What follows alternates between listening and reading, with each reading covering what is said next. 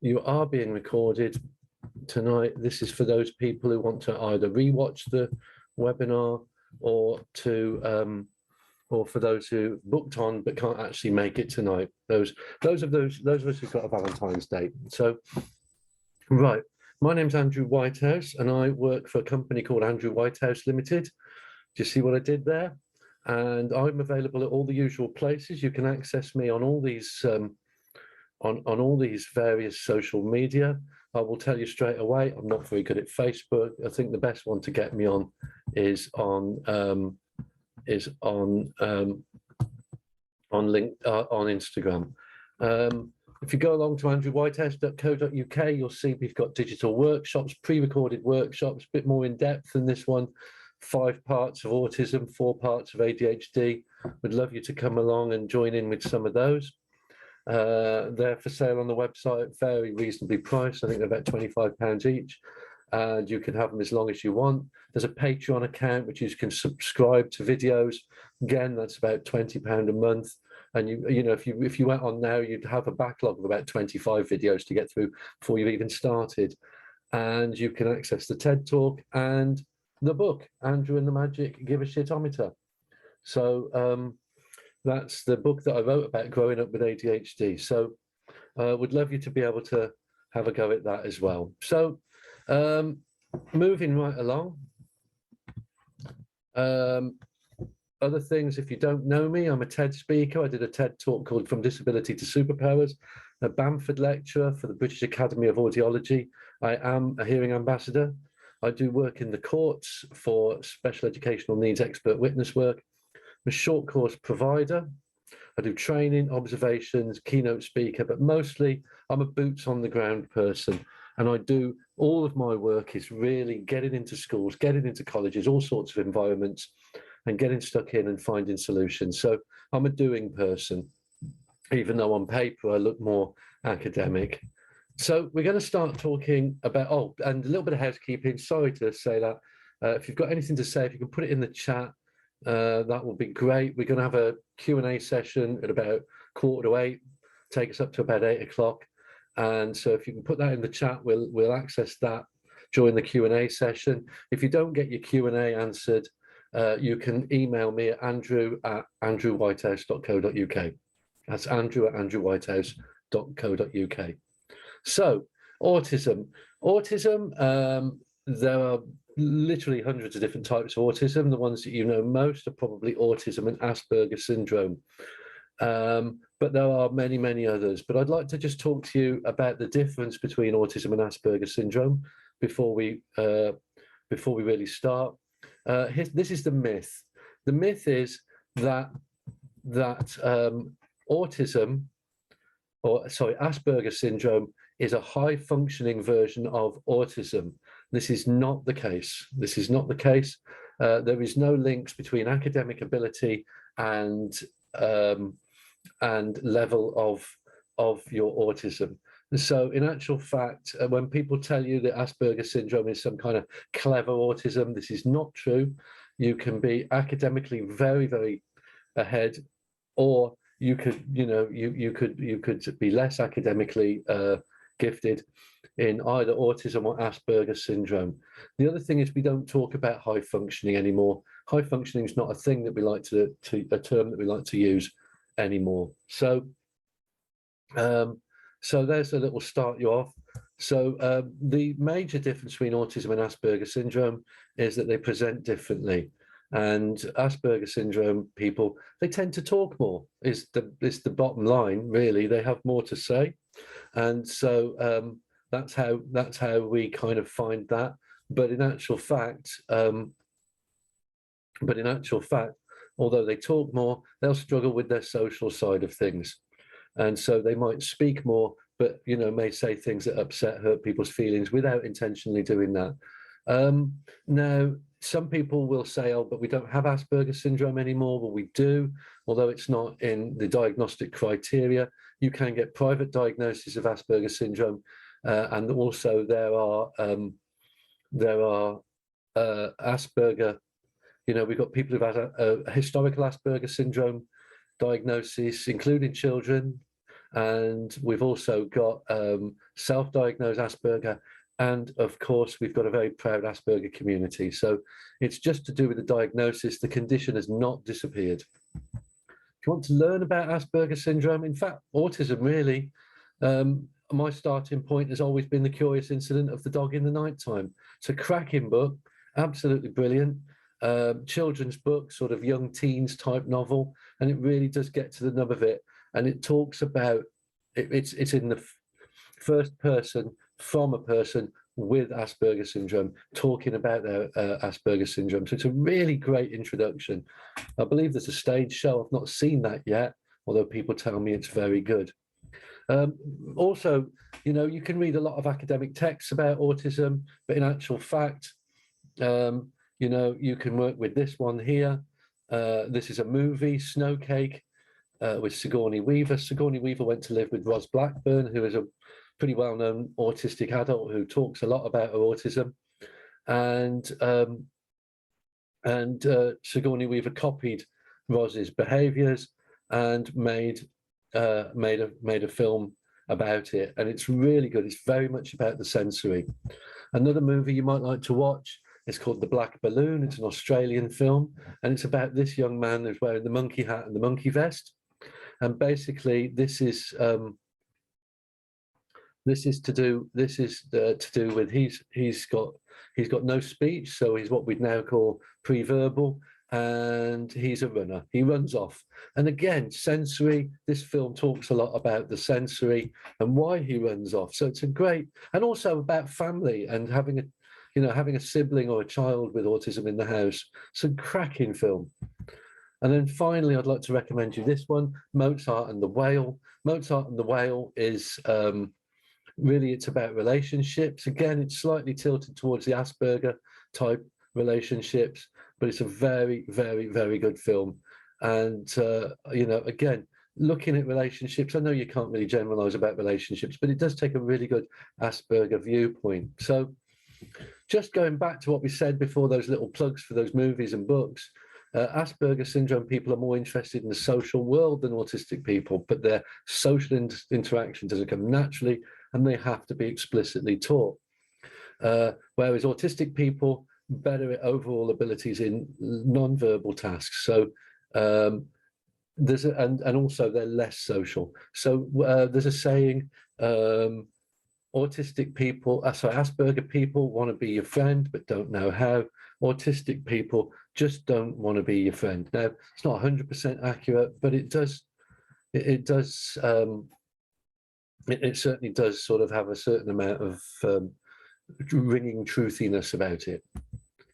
So what we're going to do tonight, we're going to look at the 4 areas of diversity in autism and just give you a whistle-stop tour about these areas of diversity. And we're going to start with communication. Some people talk about 5 areas of diversity. Just for simplicity, I'm sticking with 4. And so, starting with communication, I'm going to start with some reference to some academic work by Professor Simon Baron-Cohen. Professor Baron-Cohen says that there are 2 types of brain, the male brain and the female brain. He's not saying all males are male brains, and he's not saying all females are female brain. He's saying most on both sides. And what he argues is that the male brain, by the way, he's Sacha Baron Cohen's uncle, but he's not very funny. The male brain is got three differences about it. It's explicit. It needs really, really clear communication. It is visual as opposed to auditory verbal. And it is single attention, so we can only really concentrate on one thing at a time. Whereas female brain is implicit, it has divided attention, it can do lots of different things at the same time, and it is auditory verbal as opposed to visual.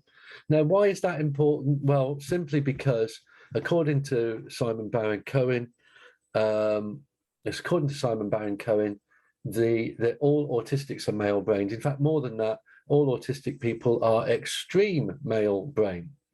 So all autistic people will be visual communicators, have single attention, and need explicit communication. So the first question is, how do you communicate with your autistic child? Do you communicate clearly? Yeah, do you communicate clearly? You know, so Malcolm, would you mind sitting down? That's not a lot of good for Malcolm. Malcolm needs clear communication. So if you say, Malcolm, do you mind sitting down? Malcolm might say, no, I don't mind sitting down, but I would prefer to stand. So, you know, a better communication for Malcolm is, Malcolm, sit down, please. And then we're back to that verbal communication again, excuse me. Vagus throat. Do you use too many words? So there's a couple of sayings in autism. Of the 20 words you just said, I heard the first 3, or I could sometimes hear a few words at the beginning, but the rest became a blur. So minimizing your words, this can be difficult because as humans, we're talkers, but just to back off a little bit with our verbal communication would be good. To give plenty of processing time. Processing time in autism is and can be a lot slower. So again, you know, giving time for people to mull things over. You know, and I've learned really by trying to sort of get children to do things, particularly when I used to teach, and I'd say, could you do this, please? And they'd not do it. And then I'd go, you've not done that yet. And we would be escalating. But in actual fact, what I should have done is just ask them and just given them a bit more time. So processing time. When we're using verbal communication, don't rephrase, just say it, you know, again the same time, assuming you've done it right the first time. And wherever possible, use visual communication. So that's some communication sort of tips. We're looking at how your autistic child communicates with you.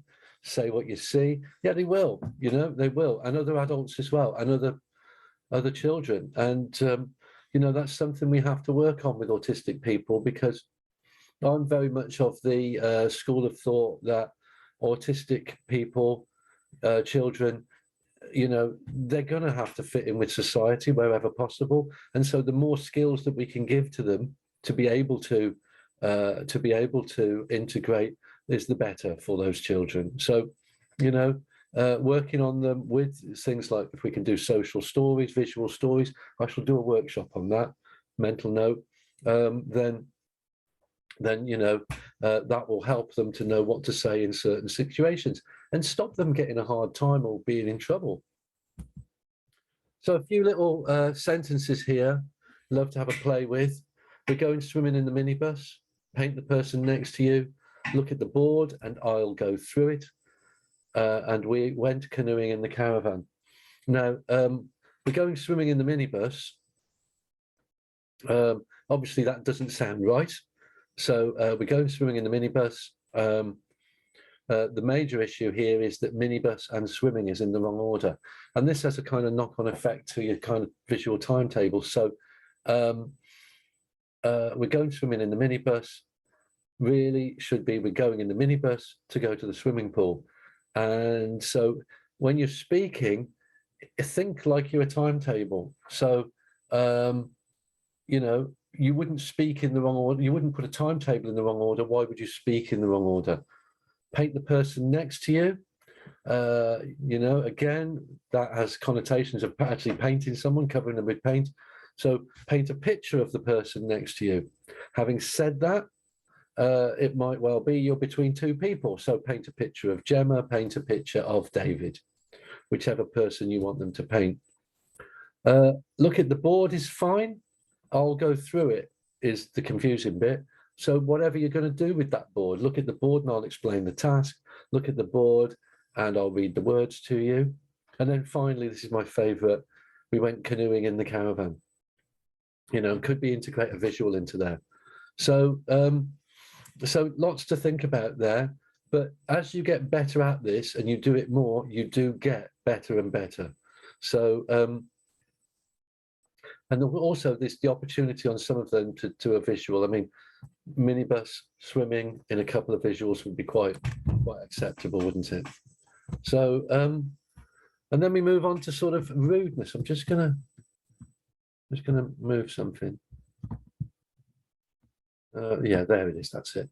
So just so I make sure I'm in focus properly. Rudeness. You're all right at basketball for an old bloke, I was told many years ago, 20 years ago, 30 maybe. Again, what colour was your hair before it was grey?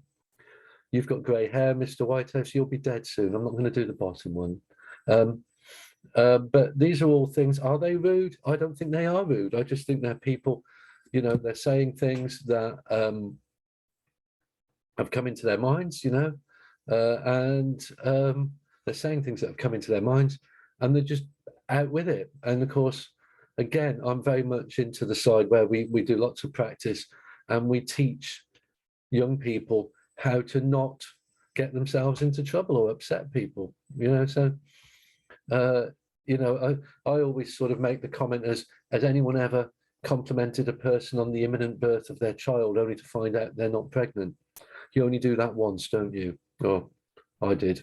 So there you go. That's what you look like when we first met, but we'll move on from that one. Looking at communication, social emotional understanding, flexible thinking or lack of flexible thought and sensory. The next one is social and emotional understanding. This is Wen Lawson. Wen Lawson is an autistic adult. Other people are often my biggest problem, Wen Lawson says, 1999. Wen's also Australian, and he says, other people are my biggest problem. Well, I wonder if for most of us, other people are our biggest problem. They probably are, but we have these strategies and we have these ways of sort of working it out. And so other people, you know, they may be a problem to you, but you have the strategies to deal with them. So it's just something come up in the chat room. Yeah, so we've got someone who did that, who did the pregnant thing. I think we've all said things, haven't we? So thanks, Amanda. For us neuros, neurologically typical people, Wen Lawson says social skills are intuitive. Yeah, we pretty much know what to do at what time, whereas autistic children and adults usually have to work things out or be taught. That's right, they do. And so, you know, and we work on that. That's kind of my job. That's what I do with people. But then the context changes. So a social skill like visiting a supermarket might be relatively simple to teach until your favorite supermarket is closed and you don't go to Tesco's, you end up in Sainsbury's. And so all of a sudden, it's not the same anymore. And because it's not the same anymore, the context has changed. And so,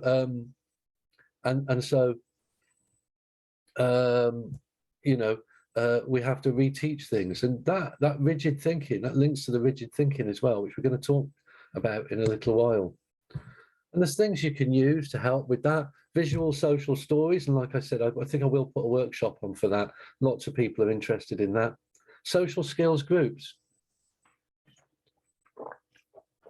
Having practice runs at things with a few friends, you know, if that's in a school environment or with your siblings.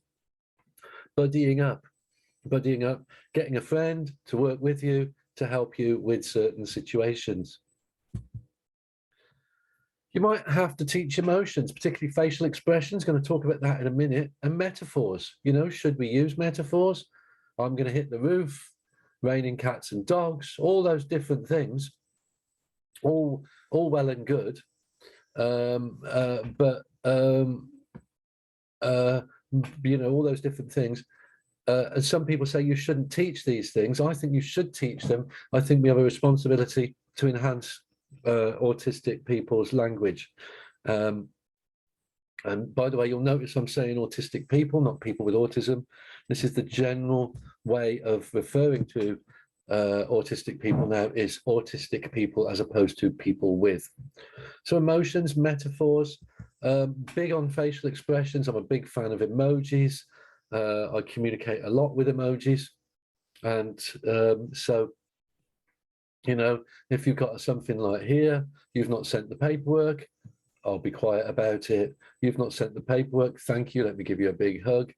You've not sent the paperwork, oh my goodness, why not? You've not sent the paperwork, you're a bit daft, and we go on and on and on. The written word can be very ambiguous, and the use of these emojis can be really, really helpful to decode certain situations. And then you've got Bitmojis. Okay, so that one's supposed to be me. I did it during lockdown, this one, so my hair's a bit long. This is an app on your Android and Apple phones. And basically, you do your whole sort of body design, face design, and you get all these different scenarios. And I found it very useful for communicating that and the emojis with autistic people. Other things out there, you can buy this online. This is a book called The Blob Tree by Pip Wilson. And the Blob Tree is all about describing emotions, talking about social emotional understanding. So you've got this one here. You could sort of say, how does this blob feel? And someone might say, lonely, isolated. And then another person might say, looking at a beautiful view that the others can't see. It doesn't really matter which one you choose. It's if you've given a good sort of attempt at talking about those emotions. That's the important bit. You know, and then you might go to the branch above. What could these two to make this person who looks quite sad, what could they do to make that sad person feel a little better? This is one I drew myself, in case you hadn't worked that out. And this is a young boy. I'm going to call him Malcolm. Malcolm's one of my stock names. And Malcolm had a bad temper, and the other children knew it. So they, if you follow the top line, someone would have a go at Malcolm. Malcolm would fight back. Malcolm would be in trouble with me. That's a much younger me. So, what he needed to do was tell me, and he wouldn't be in trouble. Well, this is the interesting thing about this picture and this representation of Malcolm is that Malcolm, they told Malcolm time and time and time again that they told Malcolm time again what to do, but he wouldn't take it in. It was only when I drew him a picture that he would do it. And so, you know, you can do it with, you could draw a picture of a pair of underpants, stick it on your child's bedroom door to remind them to change their underpants. You could put a picture of, I put a picture of a horse baring its teeth on a bathroom mirror to support a bit of toothbrushing. These visuals really, really work. And this one, literally, the minute it went out there, it was done. All that time trying to talk him into it, he wasn't interested. This is one from a book called Stepping Stones. Again, you get this on Amazon or anywhere like that. And the thing there is, I'm not doing it. I'm not doing it. Why are they not doing it? Because they can't, they think they can't do it. Okay, right, so we'll talk it through. So the I'm not doing it is almost a fear thing. So I want, you could, you know, say, well, look, we can do this, but I'll help you. So I want to do it. How do I do it? How do I do it? And that's where I know I had to do a talk once on to some a whole group of dyslexic Egyptian architectural students. You couldn't make it up, really, could you? And I got to the how do I do it bit, and that was basically go to the University of Lincoln and talk about what architecture is, because I know it's buildings and things, but the concept behind architecture. And then I went and got some information from the Department for International Trade on how I can how to do business with people from that part of the world, because it's going to be different cultural things. Then we're there, I can do it, I will do it, hooray, I've done it. So you see where we're going with that, you know, breaking things down into stages. We're looking at these visuals, you know, the reaction time for visuals, as you can see, visual is the blue one, auditory is the orange one. Reaction time is way, way, way greater. You know, so even for non-autistic people, neurotypical people, visual communication is always going to be the best and the most effective and efficient. One of the things I talk about a lot when I'm working in schools is stimulation, overstimulation, cluttering, decluttering. So, you know, my joke is always hire a skip. You know, if you're a teacher and you've got a really cluttered classroom, it does have a negative effect on learning and teaching. It does have a negative effect on children's accessing the curriculum. And if you think, when I told you about single attention, that single attention is the ability to concentrate on one thing at a time. And that one thing at a time might be the big pile of books on the window ledge. And we don't want that. We really, really don't want that. So, you know, be thinking about that. You know, nice, tidy, uncluttered environment is a good learning environment, particularly autism. And this applies to bedrooms as well, if you can get away with it. So I'm interested in happy, sad. You have a day, you know, if you have a day, are you happy? Are you sad? Well, some things you might be happy about, some things you might be sad, etc. And I just don't think life's that definable. So I'm interested in this. It's called the Incredible 5-point scale. And what it is you've got 5 levels of happy, sad, if you like. And that's a little bit more useful, I think. It's a lot more useful. And you can fill in your own. Look at this. So on here, say you had a child that didn't like noise, that child might say, okay, what sort of, you know, if they say, what sort of noise? And you think, this child was all right on the playground earlier. It was quite noisy out there. Yeah, but they don't like the projector, or they don't like singing, or they don't like some of the noise, aeroplanes going over, you know. And so here, what you might say is, right, okay, on number 5, it might be the aeroplanes. On number 3, it could be someone singing, but on number 1, it could be the playground noise. So that doesn't bother them. And so it's about finding out more. You know, if a child says to you, I don't like bright colours, find out when, where, in what circumstances. There might be times when they love bright colours. So that's where this is about. Or this could be used in another different way. It could be one of these where you say, right, where you say, sorry, I'm losing the plot now. I'm trying to think of something else, but yeah, what to do if I'm angry. So if I'm in a number 1, you can leave me alone, I'm all right. Number 2, you might come and talk to me. Number 3, you know, get me a glass of water, right up to number 5, where you could say, let me go outside, let me take a walk, let me run around the playground. So you can do these yourself. It's called the Incredible 5-point scale. It's been around for years. I personally love it. Okay, what I was going to say to you is, if this door goes in a minute, I am expecting someone and they're just going to wander through and not going to be part of this. So, right, the visual timetables. I'm a big fan of visual timetables. I think they're excellent. I think they're one of the best behavior management tools you can get. And some people ask me, should it be vertical or should it be horizontal? So I'm going to make this nice and easy for you. Another part of extreme male brain theory, which I hadn't told you about, is limited peripheral vision. Male brain people have limited peripheral vision, can't find things. And so it's more accessible if you can do a visual timetable that is top to bottom. That would be really great.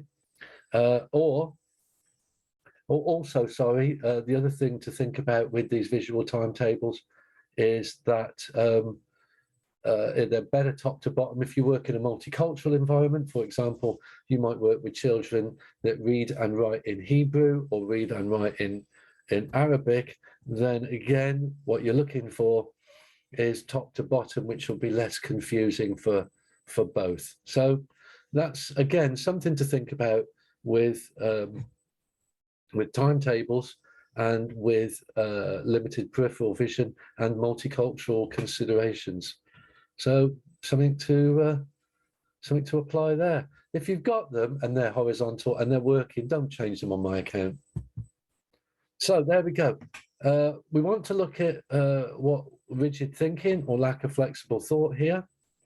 And so that's what we call it now, lack of flexible thought. I still call it rigid thinking. So let's have a little look at these. That's me doing my stretches this morning. Where does rigid thinking come in? Well, we've got obsessions, obsessive behavior, or obsessions themselves, which we now call special interests. So that's difficulty coping with change, difficulty coping with unexpected problems, difficulty generalizing. So we're going to have a quiz here now, and you're going to be able to talk to yourselves about this quiz. So I'm going to put something on the screen, and you're going to have to guess what kind of animal this is. So this is just for you. What kind of animal is this? And so the animal, if you didn't get this right, is a dog. So I'm sorry. I was just thinking of something. The animal is a dog, all right? So then we'll do another one, okay? Let's see if I can do this without laughing. I know the answer, you see. What was this? This is also a dog. Okay, so what about this one? Yeah, so I can hear people sort of, I can imagine you saying things like it's a rat on a bit of string and all those sorts of things. Yeah, okay. But in actual fact, it is still a dog. And what's interesting is, how do we know when something's a dog? When Lawson, autistic adult, said that he thought that that little one was a cat. So where he comes from, the part of the world he comes from, they don't have dogs that small, and they don't have dogs that small, and so he thought it was a cat. So how do we know if something's a dog? Well, the answer is you don't. Well, you do and you don't. In psychology, we have a thing called schemas, and in schemas, what we do is we take loads and loads of pieces of information and we combine them together, and we come up with the answer. But that suggests divided attention. Okay. Well, if we've got a person who is autistic that's got single attention, they're not going to be combining those pieces of information, and they'll find it really, really difficult to put all those pieces of information together and come up with dog. And so what we've got here is Wen needed a strategy. So what Wen came up with was dogs have got dog noses. And by the way, just for fun, these pictures came from a website called dognoses.com. You couldn't make this stuff up, could you? And so I did speak to Wen about this, and I said, Wen, bears have got noses like this. And in true autism logic, he replied to me, yes, he said, but English people don't keep bears as pets. So that was that. Dogs have got dog noses. And so you might find to generalize for something, you have to find a little strategy in there to help them to generalize. And that's something, that can be quite difficult. I mean, I'm not sure I'd have come up with that for dog noses. I mean, that's the thing. Maybe it's that you get the autistic person to do it themselves, for them to find the strategy. But you may well have to support that. Before we go into sensory as well, it's a little bit I've missed out about special interests. People say, should we encourage them or not encourage them? My goodness me, encourage them all the way, because if you, for example, if you've got an autistic child talking about their trains, listen to the way they talk about their trains, listen to the excitement in their voice, listen to their language, and the technical language there, their knowledge, all those things, intonation, expression that you're not getting all the other times. And can that be a bad thing? Absolutely not. Encourage it, get into it, and involve yourself, because actually those special interests are absolutely crucial part of autism, and for some, a crucial part of their success stories. For those children that are obsessed with computers and then go on to be electronic engineers, for those children that are obsessed with science and make great discoveries, so absolutely support that. Really, really, really important that you do. So I want to move on now to sensory and sensory differences. We are racking through this quite quickly. So sensory differences, really, sensory underpins the whole thing. If you don't get the sensory environment right, you don't get any of it right. And so that should be, maybe I should have started with sensory. I've always finished on sensory. Sensory is hugely, hugely, hugely important. And it's something you know, you've got to really work hard to get right. And this could be things like loud situations. We discussed that earlier. Loud situations. You know, you've all sort of seen children that need hearing protection, or you know, or they've got the fingers in their ears in classroom situations and things like that. Again, these loud situations. I was talking about this to an audiologist recently. I do a lot of work with audiologists. Just excuse me while I take a drink. A lot of work with audiology. This particular audiologist said to me, you know, should we not use hearing protection when they go to a school disco because you know, they need to acclimatise? And so my argument on that is, but if they don't wear the hearing protection, they don't enjoy the disco, you know. So there's lots of thought in there. I'll let you decide. Pungent smells. For those of you who don't teach, the teachers will tell you there is always a child in the classroom that goes through the jumper box, can sniff the jumpers and hand them out. And you know, it's a fascinating thing, isn't it? But you know, those children that they can know 30 different smells of 30 different children. I once worked with a child who could sniff your armpit and tell you what your last meal had been. I'm still trying to think of a use for him. It's fantastic, isn't it? So I've got. Oh, right, okay. What kind of ear protection? Okay, sorry. The ear protection I'm talking about is those sort of just kind of like, they look like headphones, but they cover your ears and stop the sound getting in. I was told you smell like my dad after he's been to the pub. Okay. I was told you smell like my dad after he's been to the pub. You know, I had been to a pub, but I don't drink, you know, so it wasn't alcohol, don't smoke. But, you know, they will pick you up on these smells. Inability to separate the senses, that's extreme male brain again. And what I'm talking about there is, well, anyone who's ever seen a male brain person trying to hold a conversation whilst watching football. So that extreme male brain thing again. Delayed perception, that's processing time. Talked about it earlier. I suppose we're really just topping up here. But that delayed perception, processing time is greatly longer, you know. And when you work with autistic people, you find this out. This one here, fragmented perception, this one's fascinating to me. Because fragmented perception, the argument there is that if you say don't run, the idea is that the child hears the word run and they run. And I don't believe that. I'll tell you what I think. I think if you say don't run, they don't know what to do. So look at this with the cup here. I've got the bottle. So I've got the bottle and I'm drinking from my bottle. And I put my bottle down. And you say, Andrew, don't put your bottle there. What's my problem? My problem is that I don't know what to do with it. So what you need to do is tell me what to do in the affirmative. So that's that explicit communication again, isn't it? So don't put your cup there. Andrew, use a coaster. Everybody's happy. Over and under sensitivity, hyper and hypo. Most autistic people are hypersensitive, they're oversensitive, but you do get some that are hyposensitive, that they need lots and lots and lots of stimulus to get them going. You see less of it, but it's out there. And then we've got overstimulation in classrooms and bedrooms. We had this discussion today. I was working with a parent group in Bradford, and we were talking about getting children to keep bedrooms tidy.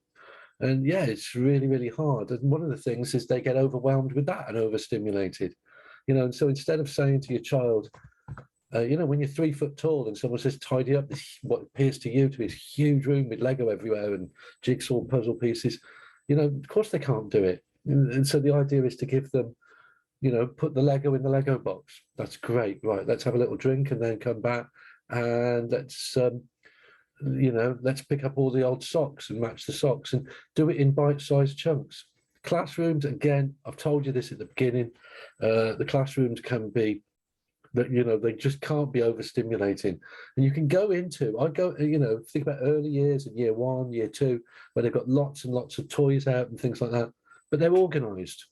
For me, it's dead plants on the window ledges. It's dead plants on the window ledges. It's piles of books everywhere. You know, it's that sort of thing, and that stops an autistic child from being able to concentrate on their learning and teaching. So, so a lot to think about there. So the 4 areas in autism: social emotional understanding, communication, lack of flexible thought, or as I say, I prefer the old terminology, rigid thinking, and sensory differences. So, you know, have a little think about it. We've done a lot. You can watch the video again. I'm going to put the video online tomorrow. Should be up by lunchtime. 5 things that you're going to change. You know, and just go through that and say, don't try and do all of it all at once, just 5 little bits, you know, and see how you get on. So, and then obviously stay in touch. You can get me on Twitter and Instagram, Andrew W. SEN. So thanks for coming along. Can we have any questions now? Has anyone got any questions they'd like to ask? So I've done my bit. You've paid your money. So has anyone got any questions that they'd like to ask me about this? Oh, good. Something's come up there. Right, okay. So we've got here. That's a big one. Over and under sensitivity. I have a student in my class who is showing signs of ASD. I have given him sensory resources to use when he feels the need. He seeks sensory feedback, pushing his hand onto the rubber spikes on one accessory, and he likes this, enjoys it. However, if he falls over, he experiences so much pain and screams and cries. Is there anything I can do to help him? He seeks sensory feedback but can't regulate pain.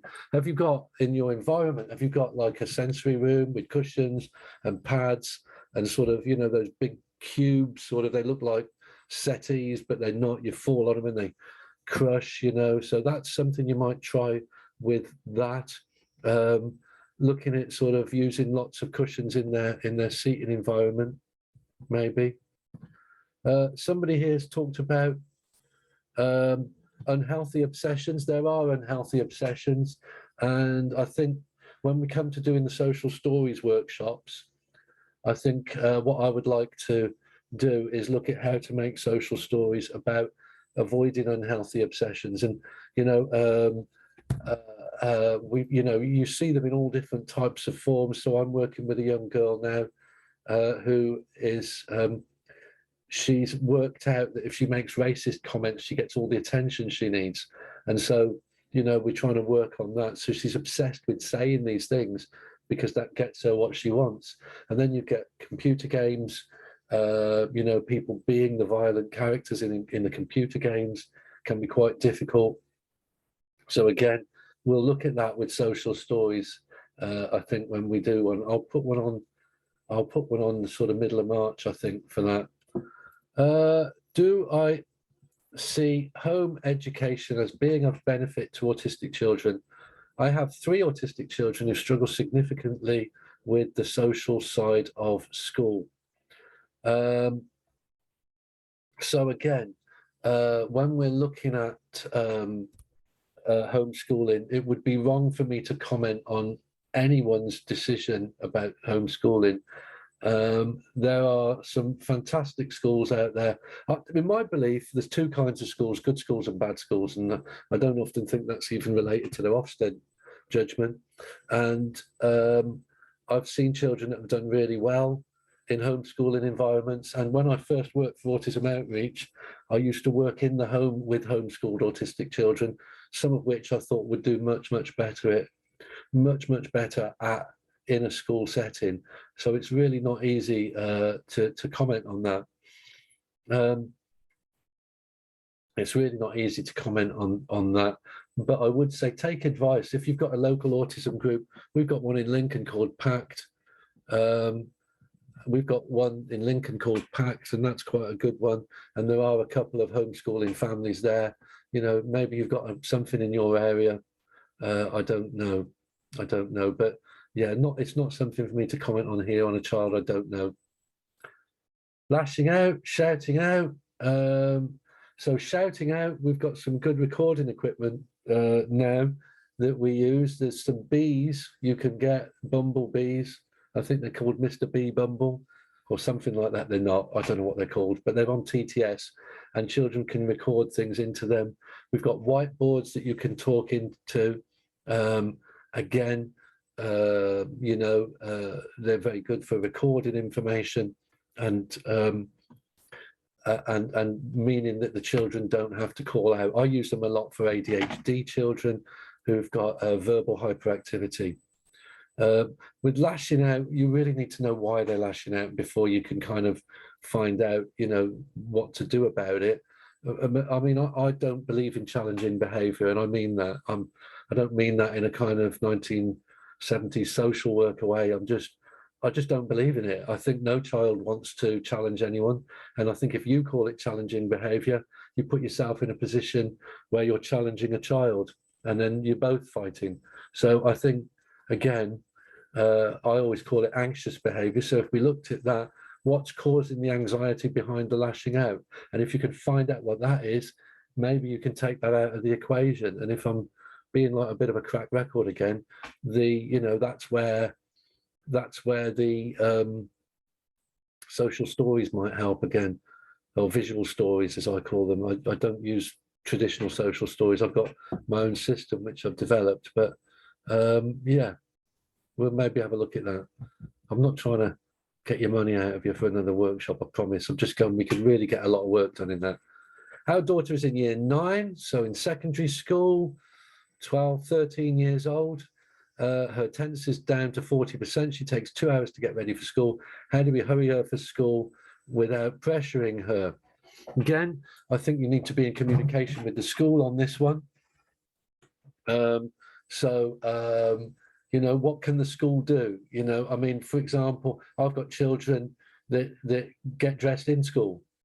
I've got children that, you know, they take their clothes to school and they get ready at school. I've got children who are refusing to go in. And then you find out, but if they, you know, I've got one that I was working with somewhere in Yorkshire, and he would go in and he would shoot a few hoops basketball with one of the teachers. You know, is there a curriculum there? Have they got an alternate or adapted curriculum for that child that can allow them to have that extra bit of time? You know, surely it would be better if they could get ready at school. The other thing is, are these avoidance techniques? Is there something going on in school? Is there something that they're trying to not go to school because of? It's a difficult one, but, you know, again, it's a bit like the lashing out. What's the reasoning behind it? Why are they doing this? Is there something wrong with the clothes? Are the clothes hurting them? Can they be in, you know, can they be in jogging suits or something like that? It can be difficult to sort of crack that secondary mindset sometimes. With apologies to any secondary schools who are really good at this stuff, I find for some of the ones I go into, it can be really difficult to crack that.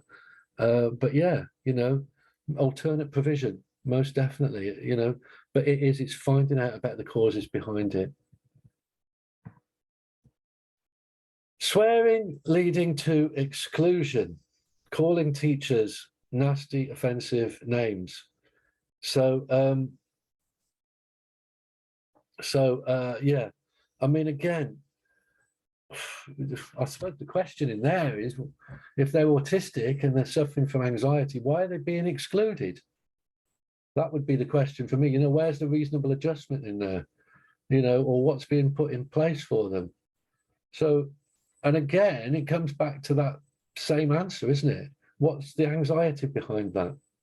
Why is that actually happening in the first place? So again, I would be wanting to do a deep dive into that child and finding out what's making them tick. Really, that would be what works for me. But you know, before you can even answer,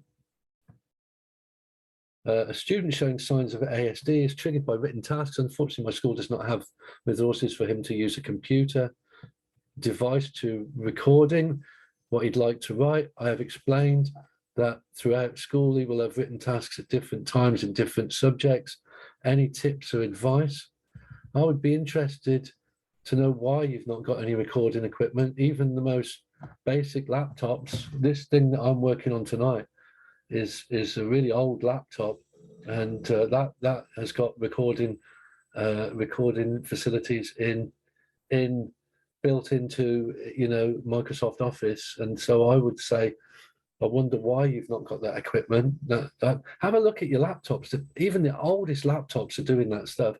When it comes to, you know, yeah, you can explain that the writing is going to be a thing throughout school, but then also when you're talking about that writing being a thing throughout school, look at your learning objective. Is the learning objective about understanding use of verbs, or is the learning objective to write something? And if it's not to write something, then that alternative approach to how you achieve that outcome has got to be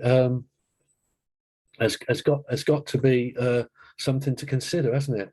And so, you know, what are you trying to achieve there? If it's writing, then it's writing. But if it's something else that is got to by the medium of writing, then that's going to be, you know, that's different again, isn't it? So consider that. Refusing to engage, poor hygiene, turning their backs on you when you like to speak to them. You're talking about me there, Amanda. Refusing to engage, poor hygiene, turning their backs on you when you would like to speak to them. So refusing to engage, this is another little red flag to me, refusing to engage, because I've been in classrooms where children are not engaged with the learning, but they've not been given anything different and nothing, you know, I mean, we are talking about equality issues here, and we are talking about reasonable adjustments here. What's being given to them as a result? I've gone into schools where children are, if they don't engage with the lesson that's given to them, they just sit there and they've got nothing else to do. So turning their backs, you know, so how is the engagement dressed up for them? Poor hygiene, again, could be anything, could be sensory, it could be it could be to do with, I mean, sensory is a big one with poor hygiene. Children who don't like toothbrushes in their mouth, water on their skin, you know, and trying alternate things like using baby wipes on them and things like that might be. Turning their backs on you when you'd like to speak to them might be, you know, have you got a personality clash? Personality clashes in autism, they're a massive thing, you know, and it might not be anything you do. You just might not, they just might not like it, or they may be demand avoidant. We've got that coming up on next week, pathological demand avoidance. The demand avoidant, so they're not doing that because they know you want them to, and so, you know, it's a tricky one, but it, you know, could well be that. So again, you, gosh, look, I'll have your skin, won't I? Someone's saying you could use a phone to record the learning. This could be sent email, account, and printed. Yeah, look at the security aspect of that, if you could.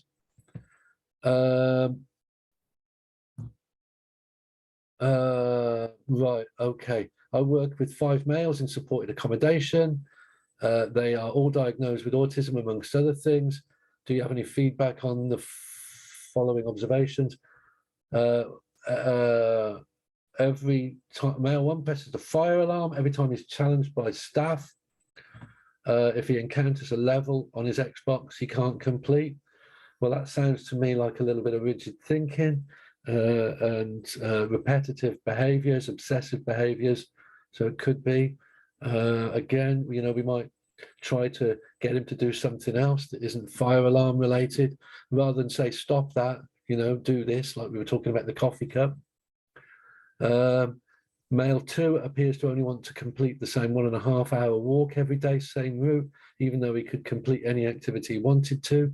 Again, if we're looking at this, we look at food. When we're looking at food, some people go, my child will only eat 10 peas, 5 chips. And if he's eating, he's eating. If he's walking, he's walking. And I think, you know, to try and sort of intervene here, I think might be a mistake. Male 3 refuses to complete anything, medical, COVID test, and even taking his temperature. So for this, you're going to have to find the reason behind it. What is it? Has there been a trauma in the past? Has there been something that person has, happened medical, and then we can make an answer. But just refusing to complete anything again, it's what I call that deep dive again. Get into that person and find out what's causing it. Okay. My 10-year-old thinks he will never be happy. Any tips? It's the same answer, isn't it? I'm really sorry, Dawn. But we've got this situation where you want to find out what's behind it all. You got to kind of get a conversation going. And I know you probably have. Is it worth not talking and just sitting and listening? I don't know. I don't know how you're communicating with him. So it is a tricky one. And we've got to the bottom of the page. Gosh. Right. Okay. Well, sorry to anyone who I've not been able to help. Thank you for attending. So at the moment, we've got the PDA workshop next Monday, and we've got the ADHD workshop the following Tuesday. And it sounds like I'm going to be putting on a social stories workshop. Well, I will be, and so if you want to come along to that, that would be absolutely great. Thank you very much for coming along, and hopefully I will see you all next week. That would be great, wouldn't it? Thank you. Well, some nice messages. Thank you very much, and see you next time. Okay.